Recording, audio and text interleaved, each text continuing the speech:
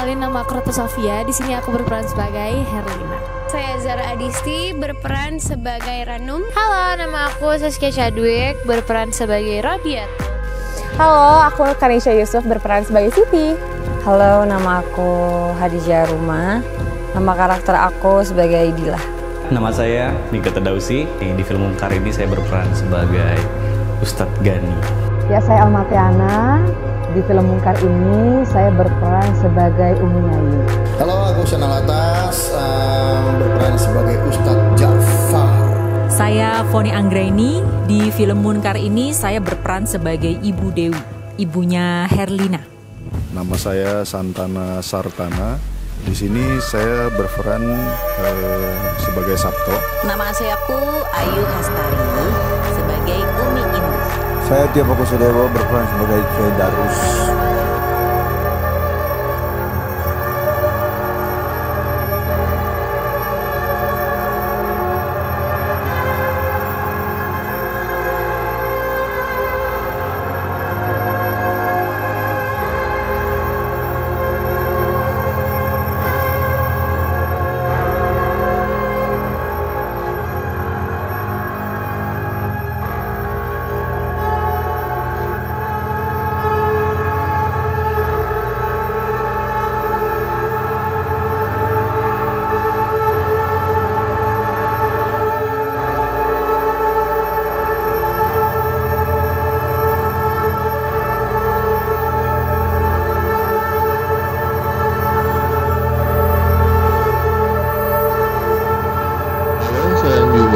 Saya sutradara dari film Mungkar.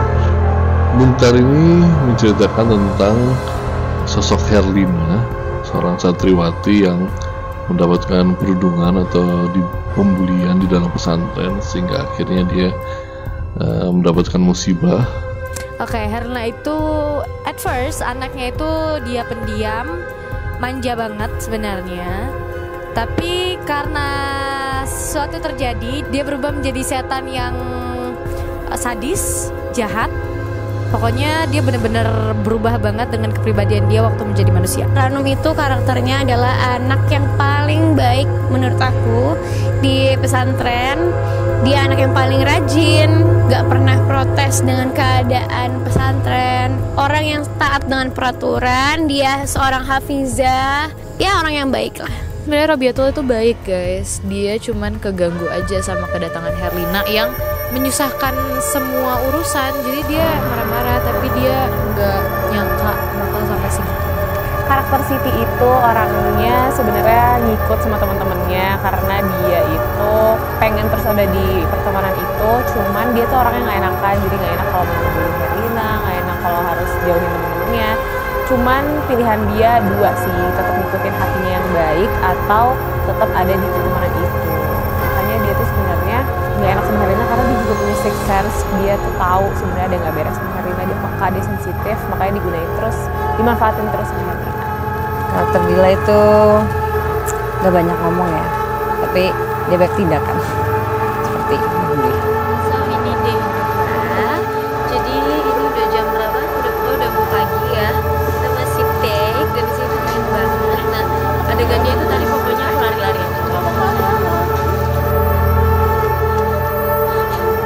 Hari ini adalah hari pertama.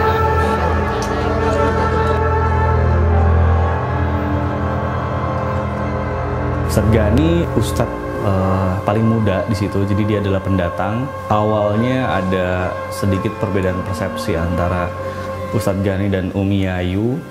Keduanya memiliki alasan.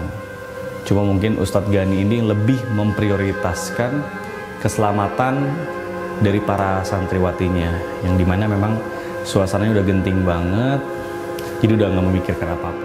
Karakter di film Mungkar ini, Umi Ayu adalah sosok pengajar yang tegas, yang galak, sehingga anak-anak takut sama Umi Ayu. Ustadz Ja'far itu di pesantren adalah pengajar yang cenderung tegas ya. Jadi dia lebih saklek begitu. Karakter Umi Indri di sini, aku ngerasanya Umi ini sangat nurture ya. Maksudnya ngomongin anak-anak pesantren, dekat dengan semua santri, kemudian dia juga merupakan salah satu staf pengajar juga.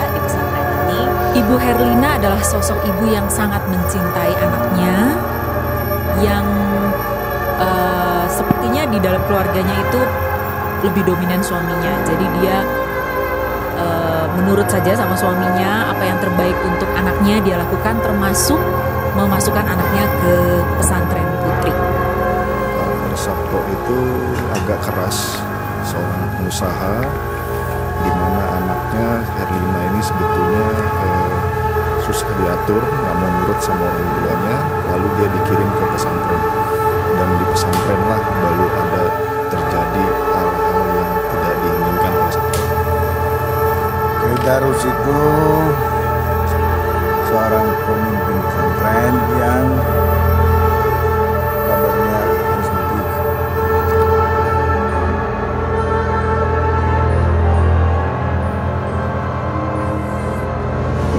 Hari ke-10 guys, kita syuting Munkar, suasananya hujan dengan keramaian seperti ini. Biar doakan lancar ya.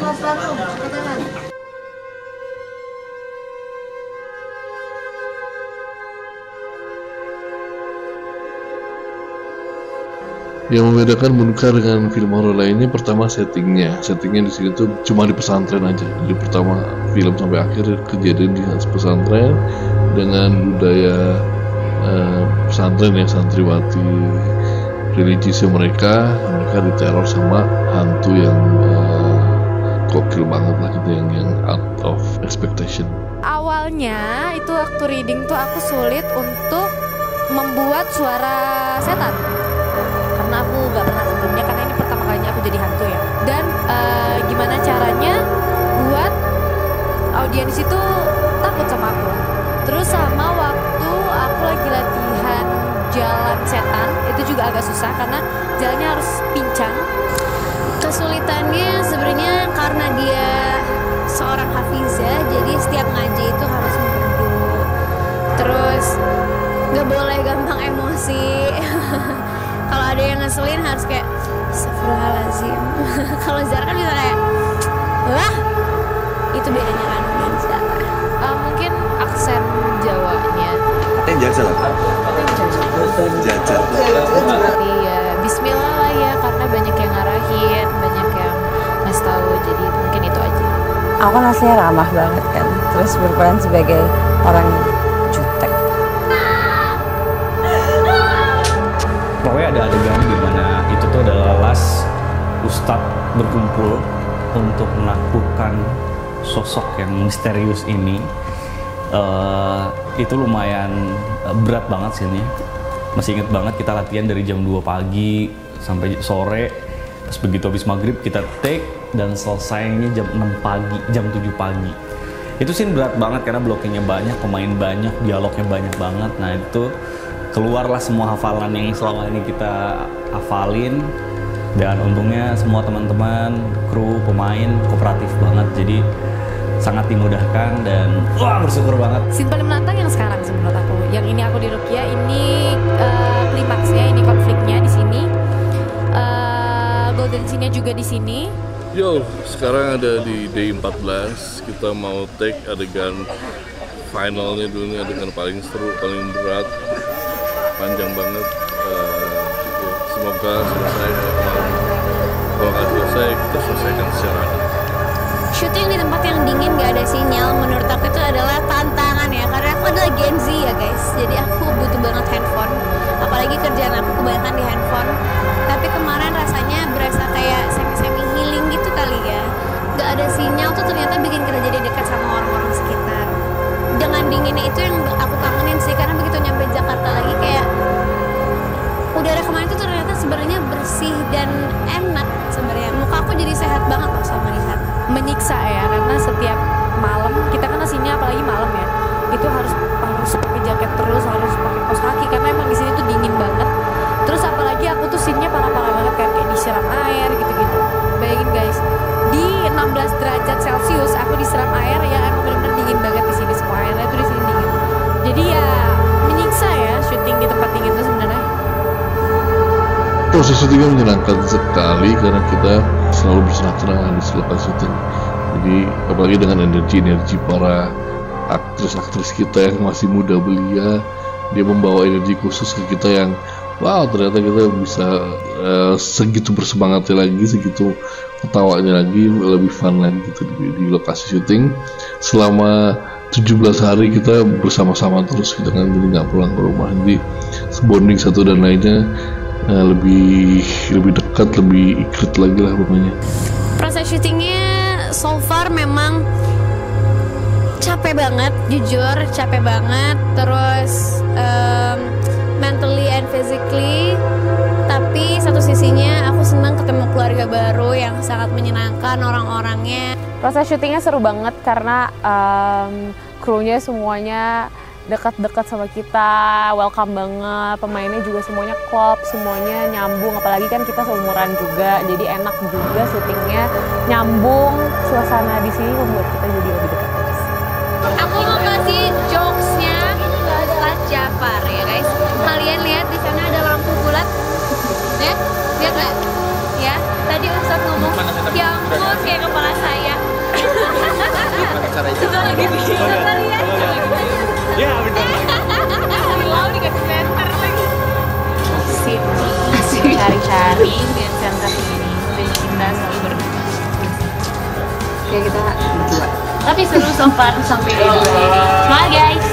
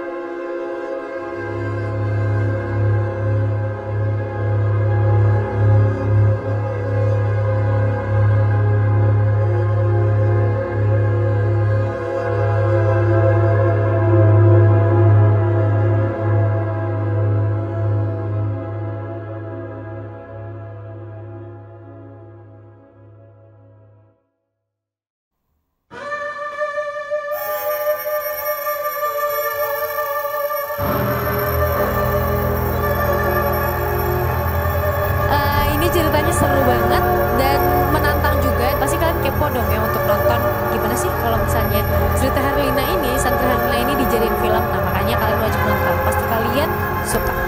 Pastinya menarik dengan setting di pesantren. Selain ini memang based on a true story, ada kejadian yang memang dari situ dikembangkan ya, sesuai dengan kebutuhan film. Jadi pastinya jangan sampai dilewatkan. Munkar has a special place in my heart yang aku pasti bakal sayang banget, dan kalau misalnya project ini udah selesai aku pasti kayak aduh kangen. Dan aku ngerasa proses syuting ini seneng banget dan kita kerja semua all out, we did our best. Jadi kalian juga harus nonton dan semoga kalian seneng nontonnya sama seperti kita yang senang membuatnya, walaupun nanti takut-takut tapi harus seneng juga ya. Alurnya seru karena ini ceritanya tentang persahabatan, tentang anak-anak muda, anak sekolah, banyak yang relate. Tapi di luar itu juga pasti ada banget pesan moralnya, nggak cuma horor biasa untuk ngaget-ngagetin, serem-seremin. Tapi ada banget kisah yang bisa diambil, ada banget nilai-nilai yang bisa diambil dari film ini. Dan apa ya, semuanya kita proses syutingnya seru, pakai hati, makanya semoga kita berharap film ini juga bisa sampai ke hati penonton. Pesan dari film Munkar banyak banget sih, jadi tergantung mana yang bisa diambil lah. Itu dari pertama dari itu kan tentang pemulihan, menghargai orang lain, berinteraksi kepada orang lain, apalagi yang sesama santriwati di dalam sana gitu kan. Terus gimana mempelajari juga akidah Islam seperti apa, terus biar gimana pun kita sangat membutuhkan perlindungannya dimanapun, kapanpun.